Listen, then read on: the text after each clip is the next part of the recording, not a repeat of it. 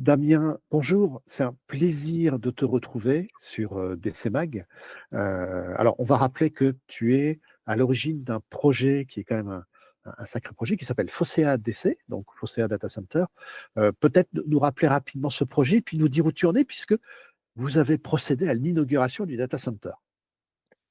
Tout à fait, on a, ce projet d'être le troisième acteur, dans Marseille, parce que Marseille a beau être, maintenant le sixième hub mondial, il y avait historiquement que 2 acteurs, Digital Realty évidemment et FreePro. Donc nous, notre ambition, c'est d'être le troisième acteur et on a l'immense plaisir de pouvoir, avoir inauguré le premier site, la semaine dernière après moins d'un an de travaux. Donc on est allé très, très vite. Le challenge était grand. On est arrivé, on a livré ce data center en temps et en heure et on en est très fiers. Voilà. Ok, alors peut-être rappeler un petit peu ce qu'est ce data center et Mmh. comment il va se situer dans l'écosystème marseillais. Alors ce data center, il est, en termes de localisation, c'est son premier argument. On s'est installé vraiment sur les nœuds de connexion, à l'arrivée des câbles sous-marins et sur les réseaux, les boucles locales des opérateurs. On est, situé à vraiment quelques dizaines, voire centaines de mètres du data center historique de MRS1, anciennement, Louis Dreyfus, Communication ou SFR Net Center et qui est maintenant le MRS1 de Digital Realty. On est à côté, donc stratégiquement, l'emplacement, c'était l'argument numéro un. Ce qui a, porté du coup une limitation, c'est que le foncier, près de cette localisation, bah, il n'y avait pas beaucoup de choix et on a, jeté notre dévolu sur un bâtiment qu'on a réhabilité. Ça a plein d'avantages, mais aussi plein d'inconvénients, qui et la puissance du coup est limitée à 1,2 MW sur ce premier site, environ 250 B, pour une puissance assez basse en termes de densité, mais c'est beaucoup des opérateurs qui sont intéressés et ils sont pas très gourmands encore en termes de puissance. Donc, on a une bonne localisation. Donc ce premier site se veut être dans Marseille et de fait de sa taille aussi, le projet de Fossé ADC, que ce soit le premier site et heu, peut-être un deuxième à venir, on en reparlera peut-être, mais en tout cas, il y a vraiment une cible de cœur, c'est les collectivités, les TPE, PME, tout ce tissu économique du numérique de la région et de Marseille, qui est très dynamique et c'est vraiment notre cible première. Mmh. Alors, le dynamisme, on ne peut pas l'éviter. Marseille, c'est aussi un laboratoire et on Ouais. s'aperçoit qu'il y a une forte opposition.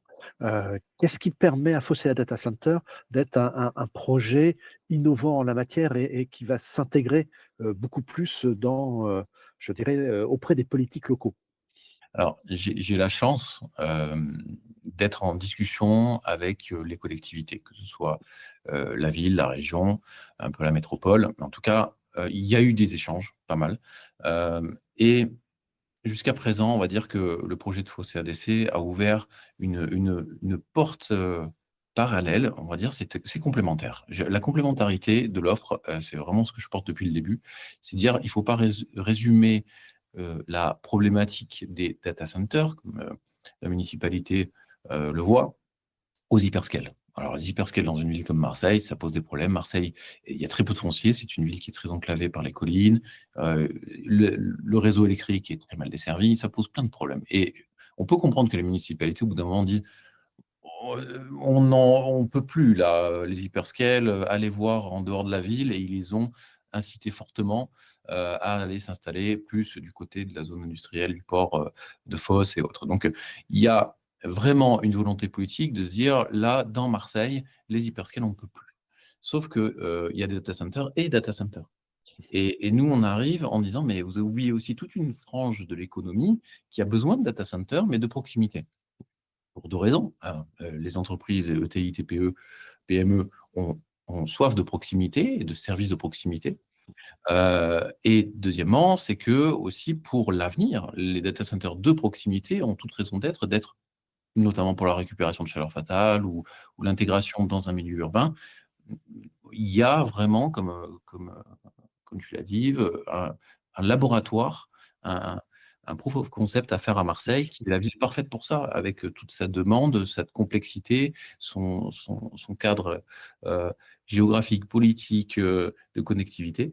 Ça s'y prête très bien Et Foccea, vient pas en challenger, mais plus en solution, heu, solution en plan B ou comment dire ça? On apporte des solutions aux problématiques soulevées par l'implantation des gros data centers, par la ville. Nous, on apporte plutôt une solution à ça. Mmh. Alors, revenons sur le projet qui a été mené. En un an, c'est quand même un sacré travail qui a été accompli. Si tu portes un regard, antérieur, qu'est-ce qui a été fait et de quoi tu es le plus fier aujourd'hui? Alors oui, en un an, alors il y a je passe la phase d'étude. On a commencé à travailler le bâtiment pour le renforcement de structure en mars 2024, pour donner un ordre d'idée. Le renforcement de structure, donc qui a été quand même très important pour un bâtiment, on n'avait même pas 500 km² de résistance de dalle.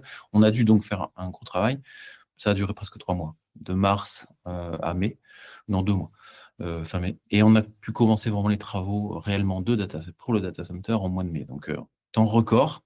Je veux dire que les équipes ont été, mises sous pression. Je les ai pas laissés tranquilles assez très longtemps, mais on est arrivé à faire, ce site en moins d'1 an. Hem, Là où je suis fier, c'est, je pense, heu l'acceptabilité. On parlait beaucoup d'acceptabilité des data centers à un moment donné. Tu as même fait un article sur Oui. ça, à un moment donné. Heu, Là où la fierté est là, parce qu'on a beaucoup de communication sur les réseaux sociaux, on a eu, un peu de télé, on a eu, des journaux, mais quand ce sont les habitants qui nous reconnaissent quand on va chercher notre sandwich dans le centre-ville de Marseille, à la Joliette, et qu'on nous dit: «Ah, Fossé DSC, c'est super ce que vous faites, enfin un data center pour les Marseillais». Mmh. Parce qu'ils voient que, bah, ça, c'est le petit moment de fierté en se disant, ben, voilà, ils ont compris que c'était pour la ville, on est marseillais, made in Marseille, comme on a sur notre t-shirt, et en fait, la fierté, elle est d'abord là, de l'accepta on est accepté par le tissu local, et ça fait plaisir, en tout cas. Voilà. Mmh. Tout à fait. Alors accepté par le tissu local et par le tissu économique également. Quelles sont les relations que tu as établies aujourd'hui avec ce tissu économique? Alors, on a beaucoup de relations. Revenir un an en arrière, Fossé ADC, personne ne connaissait. On commençait à lancer le communiqué de presse de la levée de fonds. Donc, là, aujourd'hui, on a un réseau, donc je parlais des collectivités. C'est vrai qu'on parle avec elles et elles on a des sujets de qu'est-ce qu'on peut faire à l'avenir ensemble? Parce que les projets d'intégration, de récupération de chaleur fatale, il faut les prendre en amont des projets, en termes d'intégration urbaine. Hem Tous les réseaux pros, évidemment, tous les réseaux pros sont très, très friands de ce genre d'aventure, surtout qu'il y a pas 50 acteurs dans les data centers, donc les réseaux professionnels que sont, l'UPE, la CPME, la French Tech, tout ça, on est très proche d'eux, et il y en a plein, hein, la CCI, on les connaît tous maintenant et on organise avec eux des after-work, des choses comme ça, où ils sont, voilà, assez contents qu'il y ait un acteur, local, et souverain qui puisse, être proposé aussi, à tous leurs adhérents.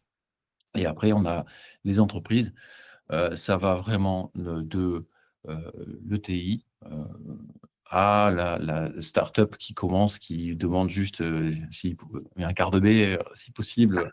Il y a de tout, les interlocuteurs, et il y a des gens qui sont passionnants. On voit des créateurs d'entreprises qui arrivent en disant: «Mais moi, ça me plaît, je veux sécuriser mes infras, c'est super». À la grosse ETI qui dit: «Bah, nous, on a déjà notre data center, mais on va vous donner un petit peu quand même parce qu'on fait un petit geste pour les jeunes pousses locales et on vous donne un projet, voilà, une baie, on va mettre quelque chose». Donc, on a une interlocution très, très large et évidemment, ça c'est la base, mais tous les acteurs, je dirais, qui proposent des solutions pour les data centers. On parlait, d'IA, voilà, avec un de nos partenaires, Capsdata, je vais le citer, pour optimiser tout ça. Mais il y en a plein, en fait. Il y a un écosystème très riche. On l'a vu au Data Center World. Je pense que la plus grosse difficulté, c'est de faire un choix dans toutes les offres proposées, en allant vite. Et souvent, bah, c'est l'humain qui l'emporte, hein. On va dire qu'il y a pas mal de choses des facilitateurs, au niveau humain qui font que certains partenariats, se passent très, très bien, et on est très fiers de nos relations avec les solutions existantes, ouais.